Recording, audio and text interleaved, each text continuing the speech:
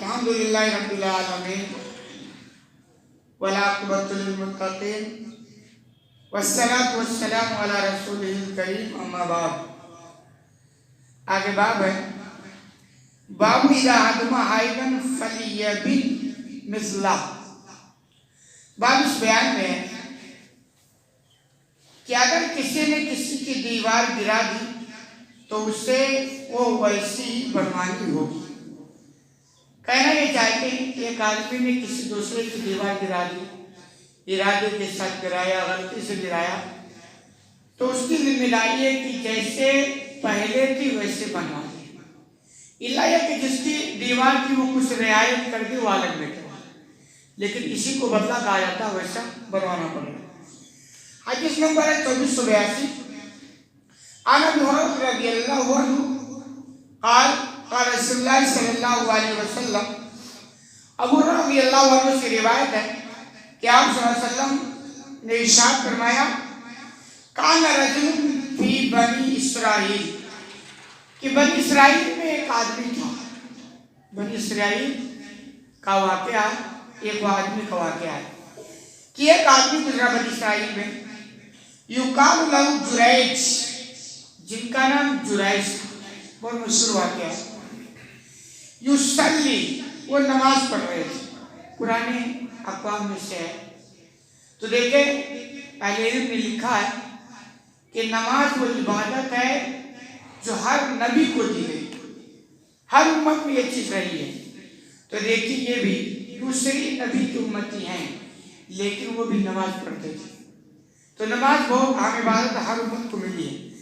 तो कह रहे ऐसे ही जो है नमाज पढ़ रहे थे।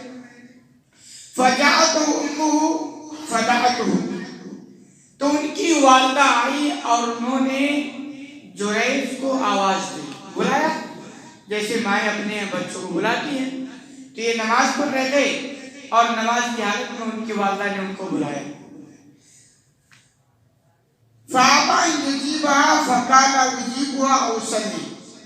तो जुरैज ने कहा कि मैं नमाज पढ़ूं या जवाब दूं।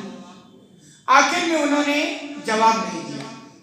अहले इल्म ने लिखा है कि पहली जो उम्मतें थी, यानी इनकी जो उम्मत नबी की जिसमें थे, इनकी शरीयत, उनके शरीयत में नमाज में बोलना ज़रूरत पर जायज़ था। आज नहीं हमारे यहाँ, लेकिन थी। तो कह रहे उनको मतलब नाम पुकारी उनकी वालिदा, तो वो जवाब सोचे कि जवाब दूं या ना दूं। आखिर में हुआ कि वो जवाब नहीं दिया, नमाज पढ़ते। तो फकाल, कह रहे फिर उनकी वालिदा चली गई, फिर दोबारा आई और दोबारा भी उन्होंने आवाज दिया, लेकिन दोबारा भी इसी कंडीशन में थे, यानी नमाज पढ़ रहे थे, और दोबारा भी ये जवाब नहीं दी। इसी को बोला जाता है किस्मत। कहते ना किस्मत, यानी जब हालात बिगड़ते हैं तो उसमें किस्मत का भी कुछ दखल होता है।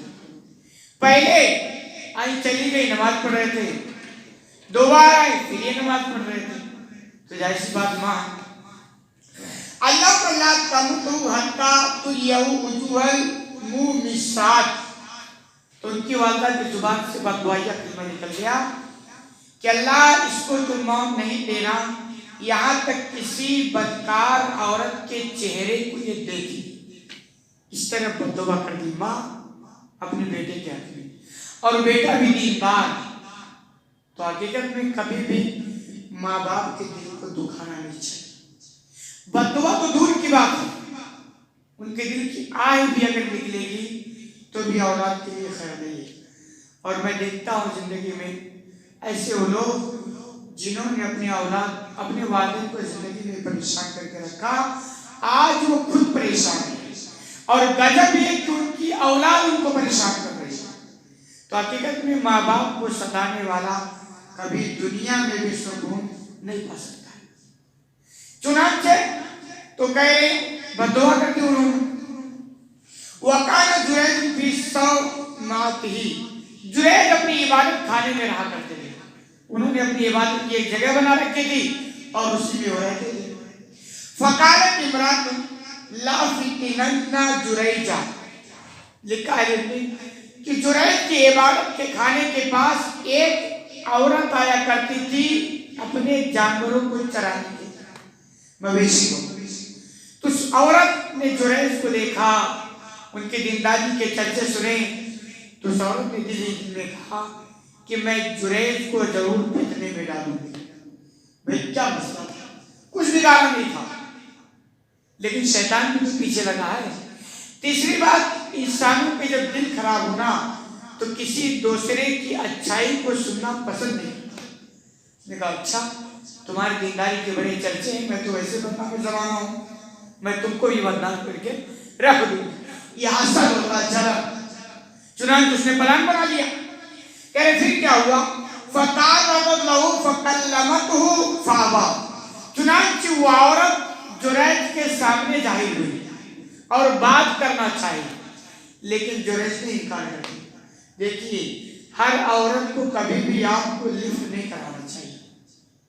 پہلی بات تو عورتوں سے بچنا ہی چاہیے. لیکن آپ کو لگا کہ کوئی عورت ہے، پریشان ہے، ضرورت مند ہے، محتاج ہے، تو ٹھیک ہے، شریعت کے دائرے میں اس کی مدد کر دے، ہیلپ کر دے.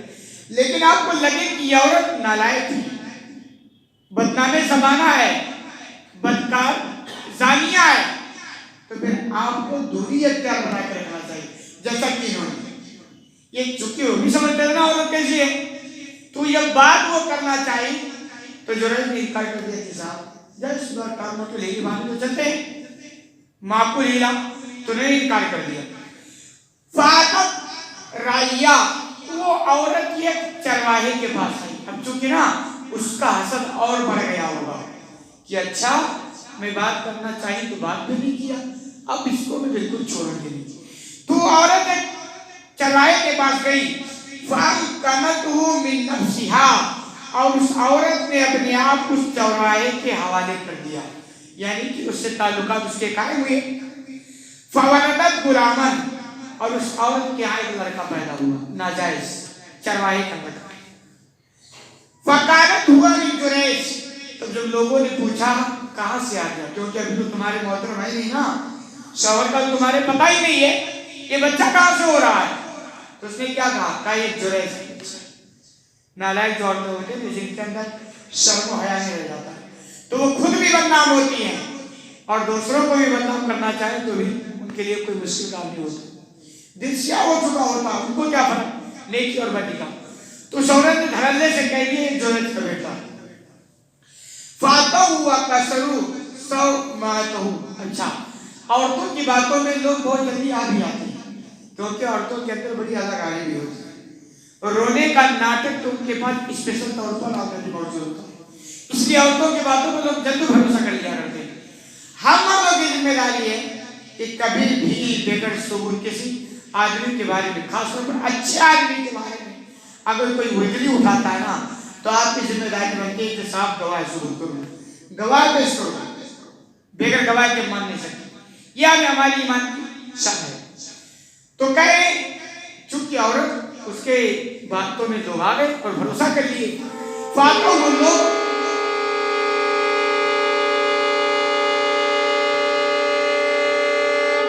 جریج کے پاس آئے اور ان کے عبادت خانے کو توڑ دیا. یعنی یہ بزبان حال کہ تم بہت بڑے دیندار بیٹھتے ہو اور تمہارے کارنامے تو اتنے خطرناک ہے، تو ایسے دینداری کا کیا مطلب ہے. تو غصے میں گئے، جذبات میں قوم کے لوگوں نے عبادت خانے کو توڑ دیا. کوئی ضرورت نہیں ہے، تم اتنے نالائق ہو اور اچھے بنے بیٹھے ہو. اچھا ایسے موقع پر تو سنتے بھی نہیں ہیں، کتنا بھی کوئی صفائی دیتے نا کوئی سنتا نہیں. لوگوں نے جریج کو ان کی عبادت خانے سے نکال کے توڑ دیا اور برا بھلا بھی کہا. ہوتا ہے کس کی زبان کو روک سکتا. فتوضا وصلی، جریج کے پاس کوئی راستہ نظر نہیں آیا کیونکہ عورت کے باتوں سے بھروسہ آ گیا. لیکن اللہ کا دروازہ ہر بندے کے لیے کھلا. جریج نے وضو کیا اور اللہ کی عبادت میں لگے، نماز میں لگے.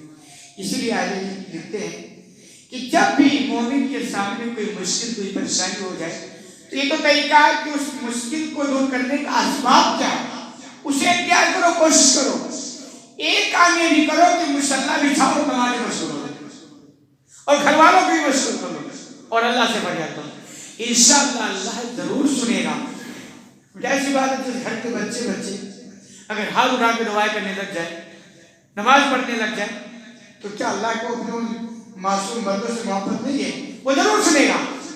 تو چونکہ یہ بھی بیچارے معصوم تھے نا, ٹھیک ہو ماں کی بد دعا کا تھوڑا اثر لگا, لیکن مجرم تو تھے نہیں نا.